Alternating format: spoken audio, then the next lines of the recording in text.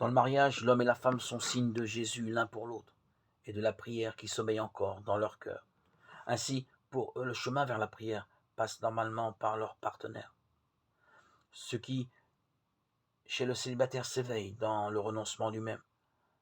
L'homme marié le reçoit d'abord en exprimant la sexualité dans son corps. Ce mystère est très grand, il parle du Christ et de l'Église, Éphésiens 5,32. Ainsi, apprend-on à prier l'un de l'autre et l'un à l'autre, l'homme, la femme et les enfants, parce que chacun de façon unique est pour l'autre signe de Dieu et réponse. Prier reste d'ailleurs toujours spécialement difficile pour celui qui n'aurait pas été pleinement assumé par l'autre dans un amour vrai. Certaines expériences de prière sont même à peu près impossibles, au moins d'un point de vue humain, pour qu'il n'aurait pas expérimenté la force ou la tendresse d'un vrai père et d'une vraie mère. Le partenaire ne peut cependant pas être un obstacle à la prière. Cette possibilité existe.